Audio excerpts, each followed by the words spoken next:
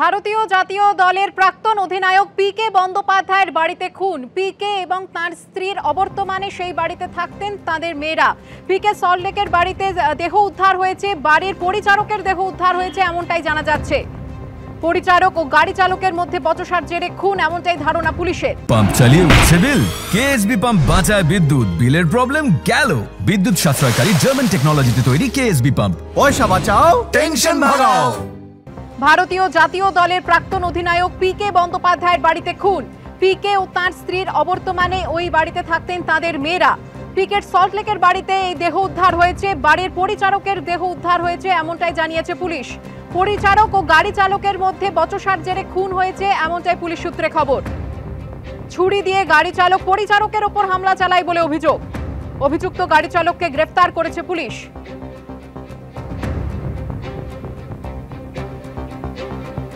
যে খবরে আমাদের নজর রয়েছে, ভারতীয় জাতীয় দলের প্রাক্তন অধিনায়ক পিকে বন্দ্যোপাধ্যায় তার বাড়িতে খুন। যেমনটা পুলিশ সূত্রে জানা যাচ্ছে, পিকে এবং তার স্ত্রীর অবর্তমানে সল্টলেকের বাড়িতে থাকতেন তাদের মেয়েরা, সেই বাড়ি থেকেই দেহ উদ্ধার হয়েছে। যেমনটা জানা যাচ্ছে, বাড়ির পরিচারকের দেহ উদ্ধার হয়েছে। কি ঘটেছে জানবো, কথা বলবো আমাদের প্রতিনিধি সুকান্ত মুখোপাধ্যায়ের সঙ্গে। সুকান্ত, দেখো, এই ঘটনাটি ঘটেছে গতকালকে রাত্রি 10:30 নাগাদ GD 273 ব্লকে, যেখানে প্রাক্তন ফুটবলার পিকে বন্দ্যোপাধ্যায়ের সল্টলেকের যে বাড়ি রয়েছে সেখানে তার পরিবারের বাকি সদস্যরাও থাকতেন ঠিক বাড়ির পিছনের দিকের অংশে।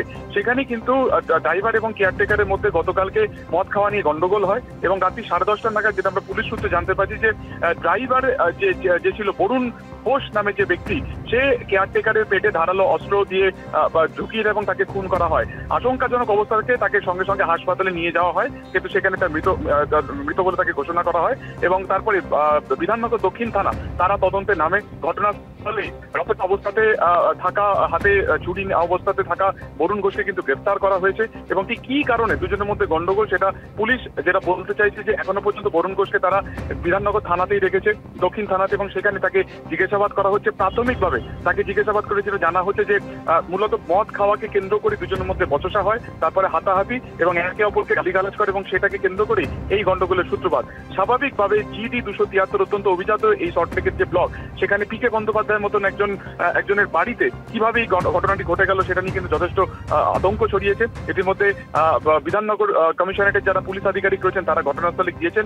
আজকে সেখানে ফরেনসিক পরীক্ষা হওয়ারও কথা রয়েছে। তবে বাড়ির যারা বাকি সদস্যরা রয়েছেন তারা কিন্তু তাদের কোনো রকম সমস্যা হয়নি গতকালকে এই ঘটনাকে কেন্দ্র করে। তবে তারা যথেষ্ট আতঙ্কের মধ্যে রয়েছেন। তাদের বয়ান নেওয়ার যে প্রসেস সেটা চালানো হচ্ছে। এই গোটা ঘটনাতে একজনকে গ্রেফতার করা হয়েছে। এছাড়া বাড়ির কম্পাউন্ডে যে সমস্ত সিসিটিভি ক্যামেরা রয়েছে সেগুলোকেও তারা ফুটেজ খুঁজে নিতে, ফলত এই ঘটনাতে আরো কেউ যুক্ত রয়েছে কিনা এবং মদ খাওয়াকে কেন্দ্র করে এই যে একটা নৃশংস হত্যাকাণ্ড সেটা ঘটেছে নাকি নেপথ্যে অন্য কোনো কারণ রয়েছে পুরোটা খতিয়ে দেখা হচ্ছে। স্বাভাবিকভাবে গতকালকে হোলির পরে রাত্রি 10:30 এই খুনের ঘটনার জেরে স্বাভাবিকভাবে আতঙ্ক জড়িয়েছে কিন্তু এলাকাতে। সুকান্ত, তুমি আমাদের সঙ্গে থাকো। অভিযুক্ত গাড়ি চালককে গ্রেফতার করেছে পুলিশ। খুনের ঘটনা ভারতীয় জাতীয় দলের প্রাক্তন অধিনায়ক পিকে বন্দ্যোপাধ্যায়ের বাড়িতে, সল্টলেকের বাড়ি থেকে দেহ উদ্ধার হয়েছে, বাড়ির পরিচারকের দেহ এমনটাই জানা যাচ্ছে।